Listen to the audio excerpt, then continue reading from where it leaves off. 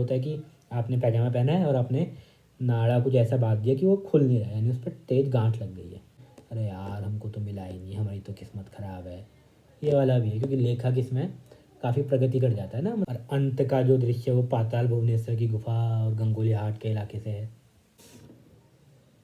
नमस्कार दोस्तों। तो आज मैं एक नया सेक्शन शुरू करने जा रहा हूँ जिसका नाम है कसब। तो कसब सेक्शन में हम क्या करेंगे कि आपको मैं बहुत सारी किताबें जो मैंने पढ़ी हुई है उनका एक ब्रीफ दूंगा और आपको बताऊंगा कि क्यों आपको ये किताबें पढ़नी चाहिए। तो कसब इसलिए क्योंकि जो पहला जो वो है वो इसका उपन्यास कसब ही है, और कसब का कहीं ना कहीं संबंध मेरे चैनल के नाम से भी है। तो चैनल का नाम है मिथ ऑफ सिसिफस, जो कसब मतलब पता नहीं क्या। ठीक है, तो मिथ ऑफ सिसिफस भी अल्बर्ट कामुस का लिखा हुआ है, जो अपसर्डिज्म यानी अपसर्ड, अजीब पने, जीवन को बोलता है कि जीवन अजीब है। ठीक है, तो कसब, तो कसब मनोहर श्याम जोशी जी का उपन्यास है। मनोहर श्याम जोशी जी के बारे में आप सब बहुत लोगों ने सुना होगा। मनोहर श्याम जोशी जी एक लेखक तो थे ही, एक पत्रकार भी रहे हैं, और फिल्म और धारावाहिक की दुनिया से उनका बहुत गहरा संबंध रहा है। तो आप लोगों को एक चीज़ बता देना चाहता हूँ, ये आपके लिए और पहाड़ के लिए गौरव का विषय होना चाहिए कि जिन लोगों को पता ना हो कि मनोहर श्याम जोशी जी को भारतीय सोप ओपेरा का जनक कहा जाता है। भारत का पहला जो सोप ओपेरा था हिंदी में, Hindi soap opera, sorry, Bharat Hindi Bharat नहीं है, ये बात ध्यान में रखिएगा, कभी कभी हम भूल जाते हैं। तो सोप ओपेरा का जनक कहा गया है। तो ये जो है, और उनका जो पहला धारावाहिक था उसका नाम था हम लोग। तो हम लोग अपने आप में एक केस स्टडी है प्रोग्रेसिव धारावाहिक की, कि समाज में कैसे प्रोग्रेसिव धारावाहिक बदलाव ला सकते हैं। ठीक है, नारी के प्रश्नों को लेकर खासकर, क्योंकि नारी का प्रश्न ही पहले उठा। हर समाज में बदलाव होता है तो नारी का प्रश्न ही उठेगा। ये आप कोई से भी समाज में थोड़ी भी हलचल होगी या थोड़ा भी बुरा होगा, आप मणिपुर में देख रहे हैं, तो नारी का प्रश्न ही उठता है। ठीक है, ये थोड़ा सा आपको समझने वाली बात है। और जो समाज बहुत बिछड़े हुए हैं, जहाँ आतंकवाद है, जहाँ बहुत बुरी हालत है, वहाँ आपको नारी गुलामी की स्थिति ही मिलेगी। अफ़गानिस्तान को देख लीजिए, को देख लीजिए, यानी नारी की स्वतंत्रता बहुत अहम पैमाना है किसी भी समाज के विकास के लिए। ठीक है, और हम पुरुष इस बात को मानने से डरते हैं क्योंकि हमारा इससे हर्ट होता है मेल ईगो। ठीक है, हमारे अंदर भी एक पुरुष है, बहुत, मेरे अंदर तो बहुत ज़्यादा पुरुष है। मैं धीरे धीरे कत्ल कर रहा हूँ, अभी हुआ नहीं है ढंग से, वो भर के बाहर निकलता है बार बार। तो यह सब है। तो आप हम लोग की बात करेंगे, तो इसके बाद मनोहर श्याम जोशी जी के हम नावल पे आएंगे। तो मनोहर श्याम जोशी जी के जो मैंने जो अभी तक पढ़े हैं तीन, वो हैं कसब, हमजाद, सॉरी हमजाद नहीं पढ़ा मैंने, कसब, टटा प्रोफेसर और हरिया हरकुलिस की हैरानी। और अभी मैं समय मिल पाएगा तो कैप पढ़ने की सोच रहा हूँ। कैप के लिए उन्हें साहित्य अकादमी पुरस्कार भी शायद 2005 का मिला था, तो ये मैं पढ़ूँगा। तो पहला जो उपन्यास है कसब। तो जो कसब के बारे में जो एक बात पहले, जो इन तीनों उपन्यासों के बारे में सच है कि मनोहर श्याम जोशी जी का उपन्यास पहले तो कि प्रयोग बहुत किए उन्होंने उपन्यासों के साथ। ठीक है, बहुत ज़्यादा प्रयोग किए हुए उपन्यासों के साथ। तो जो इसमें जो प्रयोग उपन्यास में मिलता है, वो एक चीज़ मेरे को तीनों में मिली। मैं बहुत ज़्यादा अकादमिक ढंग से साहित्य को नहीं देख पाता, नहीं देखना चाहता हूँ। मैं बस अपने अनुभव के आधार पर बता रहा हूँ। मुझे लगता है कि बहुत ज़्यादा आप किसी स्ट्रक्चर में चीज़ों को पढ़ते हैं तो आप उसका मजाक हो देते हैं, इसलिए ये मैं अपने सुख के लिए पढ़ता हूँ। ठीक है, अपने आप से आँख मिलाने के लिए, खुद को जानने के लिए पढ़ता हूँ। मुझे इसके लिए कोई अकादमिक ना तो ज्ञान है, ना मैं उस पर कोई वो करता हूँ। तो जो भी बातें कहूँगा वो अपने अनुभव के आधार पर कहूँगा, और मैं 100% गलत भी हो सकता हूँ।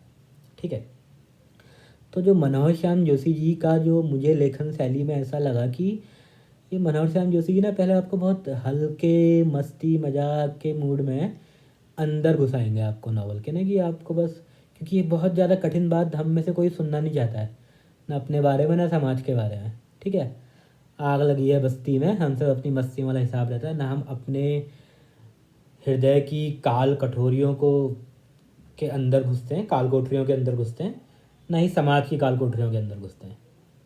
ठीक है, तो ये जो है आपको पहले खूब हँसाएगा या खूब आपको रोमांचित करेगा, आपसे प्रेम की बात करेगा, आपसे उपहास की बात करेगा, ठीक है?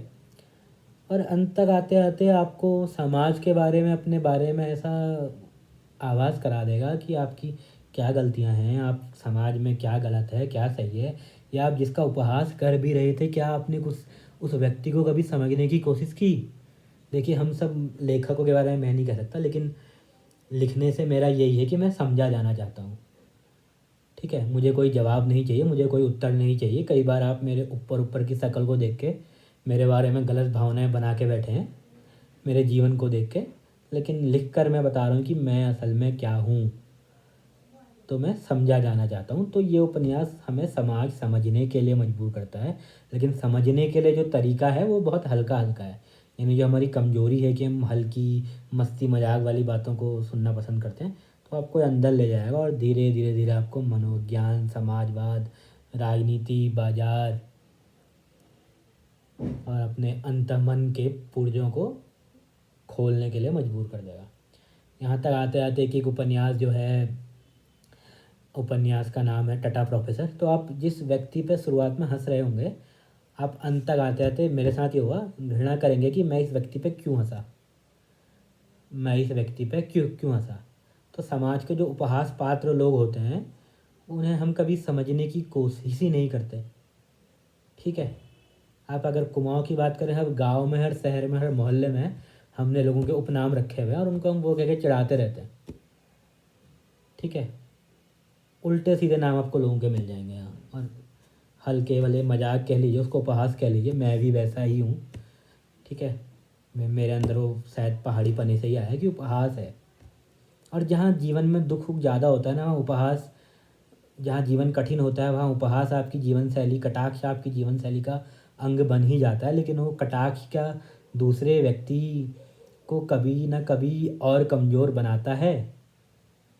आप जिस पे उपहास कर रहे हैं, क्या आप उसकी निजता का, उसके आत्म सम्मान का सम्मान कर पा रहे हैं? शायद नहीं। और टटा प्रोफेसर और हरिया हरकुलिस में तो ये बात बहुत प्रमुखता से देखने को मिलती है। ये तो जनरल बात हुई।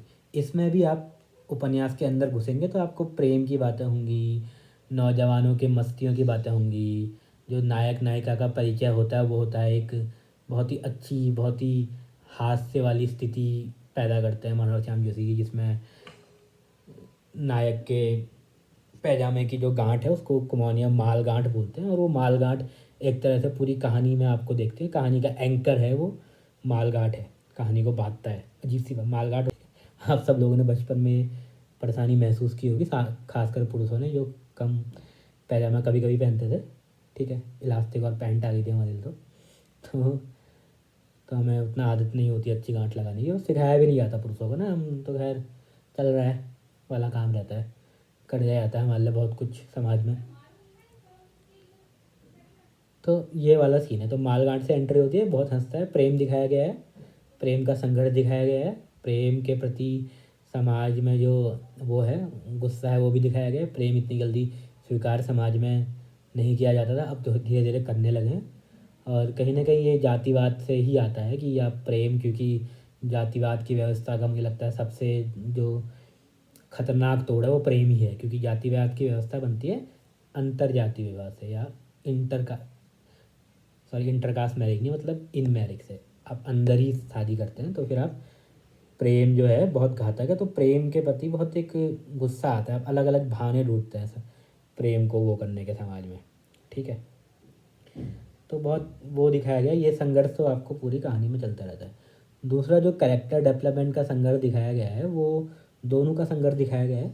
जो नायिका का संघर्ष दिखता है कि वो कैसे समर्पण वाला जो उसका प्रेम दिखाया गया है, और अंत तक आते आते वो पूरी तरह से समर्पित हो जाती है और वो ठुकरा दी जाती है। इसके बाद वो कैसे खुद के आत्मसम्मान को प्रमुख रख के अपना जीवन जीती है। तो ये बहुत अच्छी सीख है, जो लोग प्रेम करते हैं लेकिन हीन भावना से ग्रसित होकर प्रेम करते हैं, यानी अपना लिए जाने के लिए प्रेम करते हैं, तो उन्हें यह एहसास होना कि स्वयं को अपनाना जीवन में सबसे ज़्यादा ज़रूरी है। अगर आप स्वयं को अपना लेंगे तो ये आप बेहतर तरीके से जीवन का कोई भी संबंध नहीं निभा पाएंगे, ये चीज़ है। और जो राइटर है वो एक गरीब, ऐसा लगता है कि गरीब परिवार का लड़का है, रिश्तेदारों के यहाँ पला बड़ा है, बचपन से कटाक्ष किए गए हैं उसके ऊपर, और वो धीरे धीरे धीरे प्रगति कर रहा है, धीरे धीरे धीरे प्रगति कर रहा है। और एक कमिंग ऑफ एज भी उसको दिखाया गया है कि एक तरफ उसका ये प्रेम भी है उस नायिका के साथ, और एक तरफ वो एक विदेशी महिला के संपर्क में भी आता है। हल्का सा कुछ वो दिखाया गया है कि कैसे एक स्वच्छंद ख्यालों की महिला के संपर्क में आकर आपके यौन को लेके, प्रेम को लेके, दुनिया को लेके विचार बदलते हैं, ये भी दिखाया गया है। और समाज में पढ़ने लिखने वालों के लिए जो घृणा होती है ना, जो आज के समाज में काफ़ी है, जब से ये चला है कि अरे तुम तो पढ़े लिखे हो यार, पढ़ लिख के पागल हो गए, या तुमने पश्चिम का ज्ञान पढ़ लिया है, यहाँ के ज्ञान को तुम बेकार बताते हो। ठीक है, यहाँ के ज्ञान को बेकार तो नहीं बताना चाहिए, लेकिन पश्चिम हमसे आगे है, इस बात को मान लीजिए आप। मैं यही नहीं कह रहा कि उनकी सभ्यता बहुत आगे है, ठीक है, लेकिन हमारे वहाँ जिस तरह से लोग भूखे नंगे सो रहे हैं, वैसी हालत वहाँ नहीं है अभी। तो कुछ तो हमारे ज्ञान में कमी रही होगी, इस बात को मानना ज़रूरी है ना। आप इतने महान थे तो आप इतने पीछे क्यों रह गए? एक समाज में एक अलग सा अभी घमंड आ गया कि हमको तो सब कुछ पता था, लेकिन हमारी सुनी नहीं गई तो हम पीछे हो गए। ये अजीब सी बात मुझे लगती है। बहुत अच्छी बात है, हमारे समाज में पढ़ी जानी चाहिए, अपनानी चाहिए। हमने योग आयुर्वेद को अपनाया भी है, हमने अद्वैत जो फिलॉसफी उसको अपनाया भी है। लेकिन अगर आप मेरे से ये कहेंगे कि मैं कर्मकांड के पीछे की अजीब सी बातों को मानने लगूँ, तो मैं नहीं मानूंगा, वो मेरे लॉजिक को टेस्ट नहीं करती है। तो आपको मॉडर्न लॉजिक के पैमाने पे आपके जो इतिहास है, जो आपका ज्ञान है, उसे टेस्ट करना पड़ेगा, आप तभी मानेंगे। ठीक है, अगर कोई समाज अपने पुरखों की बातें ज्यों का त्यों अपना लेता है, तो उससे ज़्यादा घिसा पिटा समाज कोई है ही नहीं। ठीक है, कोई है ही नहीं।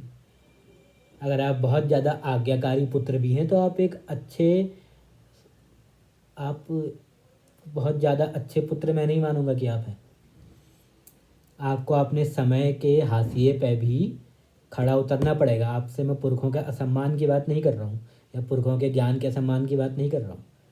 ठीक है, ये चीज़ें उसमें बहुत प्रमुखता से आपको देखने को मिलती है। दूसरी बात जो देखने को मिलती है वो है पहाड़ीपना। तो मुझे ये उपन्यास इसलिए अच्छे लगते हैं कहीं ना कहीं कि इसमें पहाड़ीपना काफ़ी है, अच्छे रूप में भी और बुरे रूप में भी। एक भोलापन है पहाड़ियों का, और कुछ और चीज़ें। देखिए, अब इसमें देखने का तरीका क्या है कि मैं शुरुआत में ही बोला कि मेरी शिक्षा बहुत उदारवादी माहौल में हुई है, उदारवादी विचारों का समय रहा था। जो शिक्षा पद्धति थी वो कहने उदारवादी थी, तो उसकी अपनी कमियां हैं। आप लेकिन मैं दिल्ली जैसे शहर में रहने के बाद, अपनी उदारवादी शिक्षा के बाद, JNU जैसे संस्थान में कुछ समय के लिए रहने के बाद अपने समाज को देखता हूँ, तो मैं कैसे देख पाता हूँ वही कुछ मनोहर श्याम जोशी जी भी देखते हैं। तो उसमें दो बातें प्रमुखता से मैं आपको बताऊंगा। पहली बात तो यह है कि यहाँ आपकी निजता का सम्मान बहुत कम होता है। ये अच्छा भी है और बुरा भी है। यानी समाज ना आपके घर में घुसा हुआ है, बहुत बुरी तरीके से आपके अंदर घुसना चाहता है।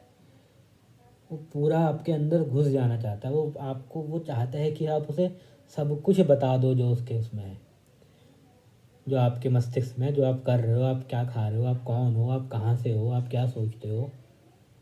तो निजता का वो है ही नहीं, वो एक बैरियर होता है ना, वो नहीं है।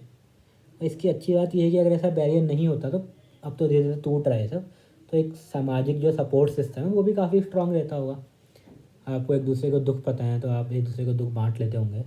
आपको आजकल की तरह काउंसलर की ज़रूरत नहीं पड़ती होगी। ठीक है, एक मॉडर्न वर्ल्ड है, काफ़ी काउंसलर सही भी है, प्रगति है, लेकिन बहुत ज़्यादा उसको रोमांटिसाइज किया जा रहा है आजकल। नॉर्मल दुखों के लिए भी काउंसलर, मेरे अपने विचार हैं। ठीक है, तो समाज अगर स्ट्रांग रहेगा तो मुझे लगता नहीं इतने हम एक अलगाव जो हो गया समाज से, तो उसकी अच्छी बात ये थी। लेकिन आपकी निजता का वो कहीं ना कहीं बिल्कुल ही मतलब उसे लात मार के बाहर कर देता है। अगर आप अपने आप में रहना चाहते हैं, आप समाज से मतलब नहीं रखना चाहते हैं, अपना काम करना चाहते हैं, तो समाज आपके बहुत ज़्यादा अंदर तक घुसने की कोशिश करेगा और आपको पागल घोषित कर देगा। ये तो पागल है, अपनी धुन में रहता है। ठीक है, ये वाला चीज़ है समाज के साथ। यहाँ मैं ही अभी अपने बारे में बताऊँगा कि मैं दिल्ली रहा कुछ साल, तो पढ़ाई कर रहा था, तो बहुत ज़्यादा आसपास के लोगों से वहाँ वैसे भी नहीं मिलता, और मैं काफ़ी कम लिमिटेड ही अपना वो रखता था। जबकि मैं खुद समाजी हूँ, मैं पहाड़ी ही हूँ अंदर से।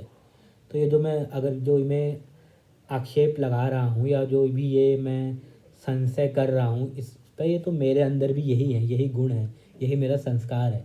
तो मैं कहीं ना कहीं खुद को भी क्रिटिसाइज़ कर रहा हूँ और ये सोच रहा हूँ कि क्या इससे बेहतर तरीके से जीवन जीने का तरीका कोई है।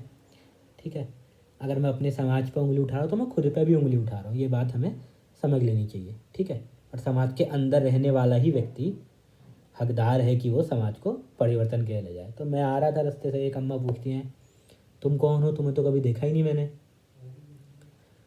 अब ये मतलब इस तरह का कुछ है हाँ, कि आप सड़क पर चल रहे हैं और आपसे अधिकार से पूछा जाएगा कि आप कौन हैं।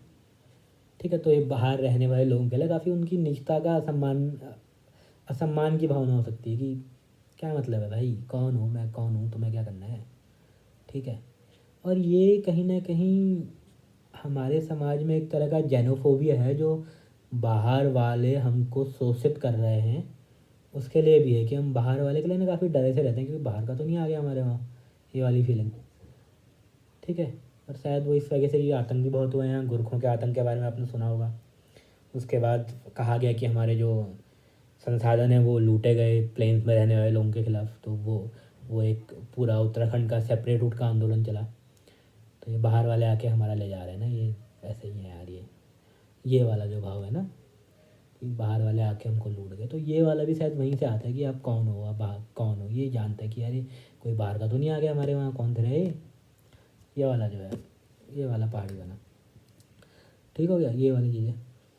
और दूसरी चीज़ की है कि बहुत ज़्यादा भाग्यवादी होना, इस चीज़ से मतलब मैं बहुत ज़्यादा परेशान रहता हूँ अपने आसपास के लोगों में ना, ये वाली चीज़ कि भाग्यवादी बहुत ज़्यादा भाग्यवादी है। इसका एक कारण से है कि मैं बिल्कुल भी भाग्यवादी नहीं हूँ। भाग्यवादी हूँ भी तो मैं ये कहता हूँ, मैं तो कह रहा हूँ जीवन अजीब है, तो अजीब में तो कुछ भी हो सकता है, अच्छा भाग्य भी बुरा भाग्य भी। तो भाग्य कुछ ऐसा होता नहीं कि कुछ बनाया था आपका भाग्य था, आ गया। और उसके बारे में सोचना इसलिए बेकार है क्योंकि वो आपके हाथ में तो है ही नहीं।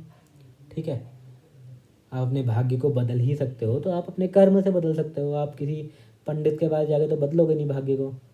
ठीक है, या किसी जगरिया के पास जाके तो भाग्य बदलेगा नहीं। लेकिन यहाँ के लोगों की मान्यताएं हैं अपनी इन चीज़ों को लेके कि हमारा भाग्य ख़राब है या कोई हम पर बुरा साया है या कुछ है। ये भी इस उपन्यास में एक दो जगह मुझे रेफरेंस मिला और जो मेरे को याद रहा अभी, क्योंकि मुझे शायद दो ढाई साल हो चुका है ये उपन्यास पढ़े हुए, कसब पढ़े हुए। करीब करीब दो ढाई साल मुझे हो चुका है और टुकड़ों में पढ़ा था मैंने, कुछ बीच में एक इम्तिहान के चक्कर में बिजी रहा था। तो कसब के साथ तो ये चीज़ है।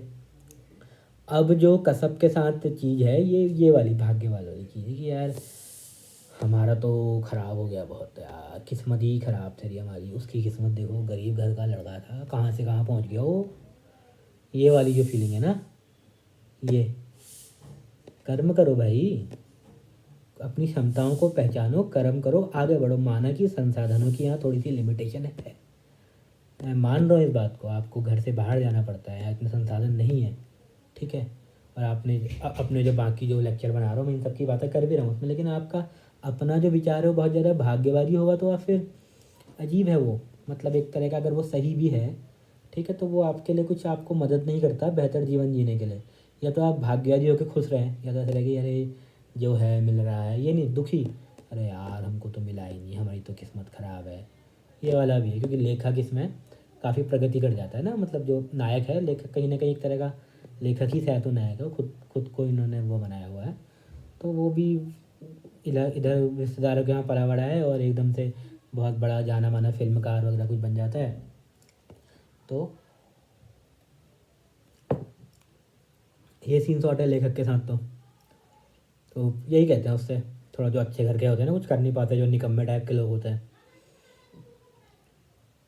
हमारी तो किस्मत ही ख़राब थी यार, तुम कहाँ से कहाँ पहुँच गए तेरे, ऐसी धरा हमारा था, हमारे बच्चों की किस्मत ही फूटी थी। ये वाला सीन इसमें पहाड़ी पना जो है, ये वाला पहाड़ी पना बहुत ज़्यादा इसमें देखने को मिल जाता है। और आखिरी चीज़ है, बहुत छोटी सी चीज़ है लेकिन किसी भी उपन्यास को पढ़ने में अच्छा लगता है, क्योंकि मैं बहुत ज़्यादा इमेजिनरी उपन्यास नहीं पढ़ पाता ना कि कहीं कुछ हो रहा है।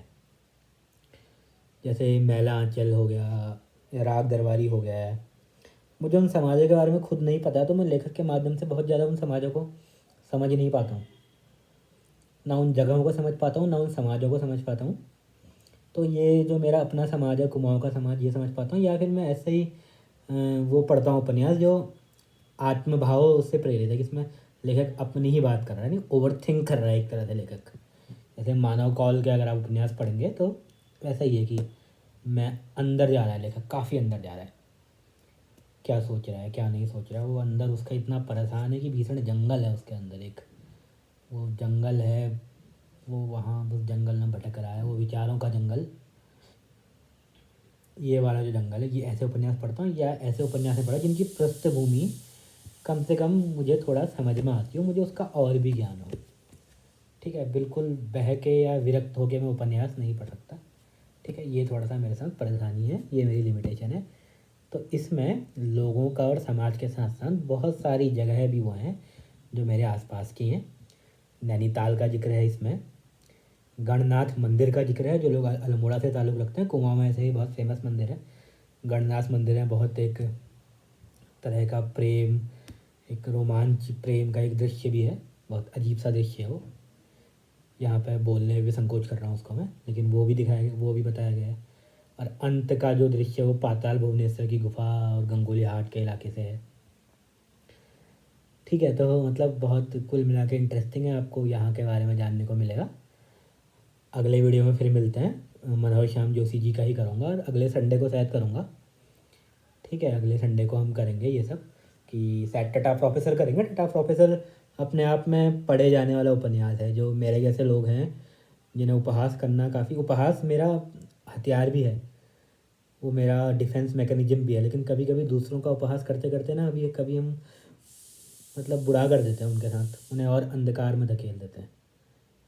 तो यही है, मनोहर श्याम जोशी जी और उपन्यास पढ़ के आपको खुद को जानने का मौका मिलता है। साहित्य समाज से पहले आपका अपना दर्पण है, आप अपने आप को देखिए साहित्य में और अपने आप को सुधारिए, अपने हृदय के, अपने मस्तिष्क के उन अंधेरे कोनों को जिनको आप एक सभ्य नागरिक बन के छुपते रहते हैं और वो आपके अंदर दबे रहते हैं और कभी कुछ बुरी सिचुएशन आती है तो बाहर निकल जाते हैं, उनको समझिए और उनको एड्रेस कीजिए। ये चीज़ आपको साहित्य करने में बहुत ज़्यादा मदद करेगा। ये मेरे जीवन की जो यात्रा है उसमें मैं अब तक समझ पाया हूँ बहुत कुछ। ऐसी महान यात्रा नहीं है, मैं कोई महान पुरुष नहीं हूँ, लेकिन जो भी है, ठीक है, जो भी अपनी असफलताओं से और थोड़ी मोड़ी सफलताओं से जो सीखा है वो मुझे यही समझ में आया कि अपने आप से भागना नहीं चाहिए और अपने आप में रहना है, और अपने आप में रहोगे तभी अपने आप को सुधार पाओगे। उसके लिए साहित्य बहुत जरूरी है। मनोज श्याम जोशी जी आपसे वो काम खेल खेल में, मस्ती मजाक में करवा देंगे। धन्यवाद।